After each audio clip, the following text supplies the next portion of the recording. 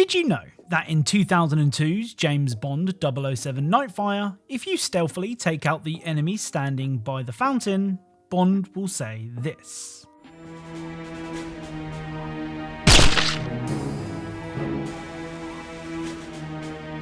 I'd give that dive a 3, actually. So Bond will comment on the guard falling into the fountain, in a typically Bond fashion. Now, don't get me wrong, this isn't the most mind-blowing detail in the world, but I love this game, so I had to include it. Hello and welcome to Hidden Video Game Details, the series that aims to show you things that you may not have known about your favourite games, so that you can look really clever in front of pussy galore. Don't forget to leave a like on this video, and if you do, I'll make sure to take out the trash. Anyway, without further delay, let's get started. Right, let's begin today's video with Descenders. Now, we did cover Descenders in episode 117 of this series, where we discovered some very peculiar signs. Well, today's Descenders detail can be found on the Kushmuk bike park, and once again sees us staring at a sign. At the beginning of the track, you can see a sign that says, "Rated most okayest park by some random dog walkers and a man and his donkey." Now, you may not think much of the sign and begin to tackle the course. The thing is, around halfway through the course, you can find this.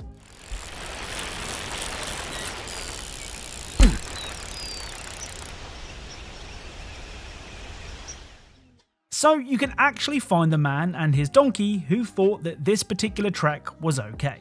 It's pretty funny. Next up is the Eggcellent Hi-Fi Rush. Now, we've covered tons of really cool details from Hi-Fi Rush, but even 3 months after it released, there are still more things to find. The first detail can be seen when browsing the shop. As you flick through the various items of clothing you can equip your characters with, the character in question will pose as you browse. The thing is, if you wait too long, this will happen.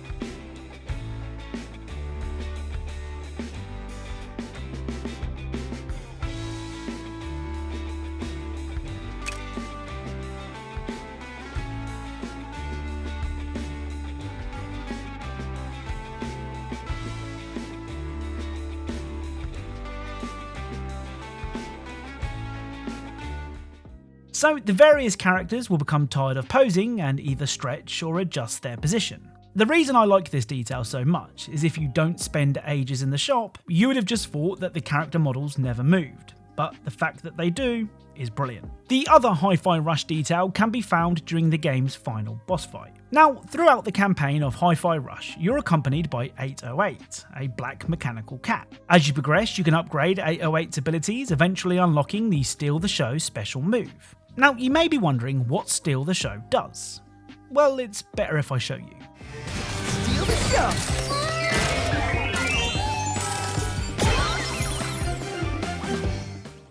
So 808 will perform several cute poses, stunning the enemy. Well, not everybody is a cat person, and if you try to use 808's cuteness to stun Kale, this will happen. Steal the show! That'll work. I'm a dog person. So 808 has no effect on Kale, as he is a self-proclaimed dog person. Now, dog person or not, anyone who could ignore 808's cuteness is definitely a villain in my book. Next up are more cool details from WWE 2K23. Now, in the last episode of this series, we discovered that John Cena would have different introductions depending on which era Cena you were using. Well, that's not the only Cena on Cena related detail in 2K23. If you have Cena take on Cena in a 1v1, the commentary will acknowledge this strange spectacle. Here's a dream matchup we thought we'd never get to see. Cena versus Cena, each one hailing from a different era in John's career. What started as a schoolyard debate of which Cena's better has erupted into a serious rivalry. Both of these Cenas know there's only one real way to figure out who is the better man. An epic battle of youth versus experience. This should be one heck of a match. I've never thought we'd have the pleasure of calling this match, but here it is. John Cena taking on John Cena. Time to find out which one of these Cenas is the best there has ever been. It's like Cena's own inner questions are getting played out right before our very eyes. He wants to know just as badly as we do which of his eras is the greatest of all time. The next detail also involves the man that can't be seen. This year's showcase mode is all about Mr. Cena and his various matches over the years. Though you don't play as John, you play as his opponents. One of these matches is Cena's infamous match against Rob Van Dam at 2006's ECW One Night Stand. Now, the ECW crowd are a notoriously rowdy bunch, preferring the more hard-hitting action of the original ECW compared to the more family-friendly wrestling offered by the WWE. Luckily, at 2006's One Night Stand, RVD won the match, which is for the best because if Mr. WWE John Cena was victorious, then who knows what would have happened. Well, we can see what the 2K devs think would have happened. If you lose the match to John Cena in WWE 2K23, this will happen.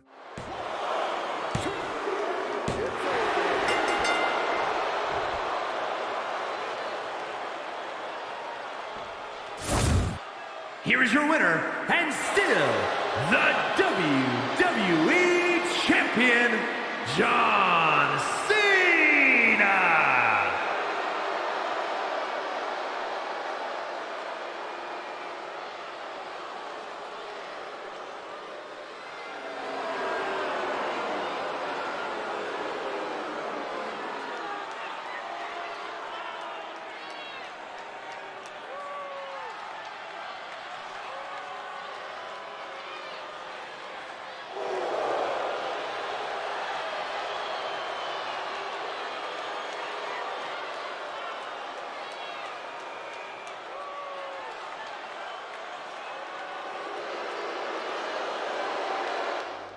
So after winning the match, Cena begins to celebrate, even going to climb the turnbuckle to show off the belt.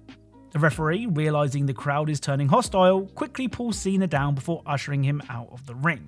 Now, admittedly, this detail is one that non-wrestling fans aren't likely to appreciate, but if you were a fan of wrestling at the time, hopefully you find this detail really cool. Right, let's end today's video with the truly brilliant Resident Evil 4 remake. Now, I did make an entire video dedicated to the RE4 remake, but I knew that there'd be things I missed, and well, here we are. The first detail can be found in the model viewer.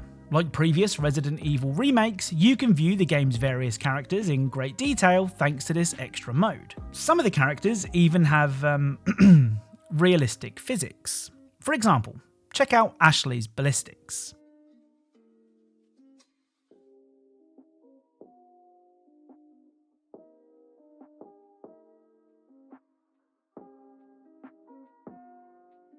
The thing is, that's not the only model that will quote-unquote jiggle.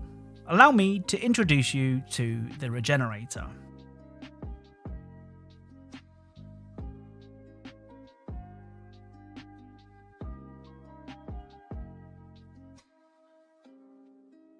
Moving swiftly on, do you remember this cutscene from the beginning of the game?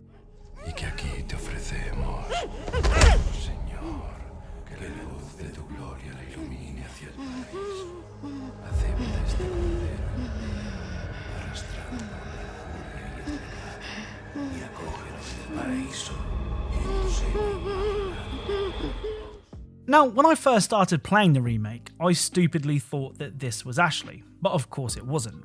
Well, did you know that you can actually find the lady from the cutscene in-game? After obtaining the insignia key, you can head to this location on the map and find this.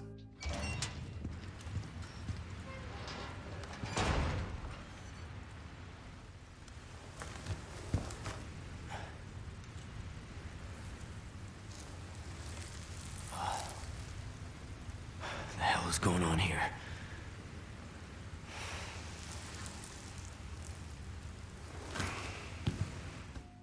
Okay, so this isn't the girl from the cutscene, but if we climb the nearby ladder, we can find this.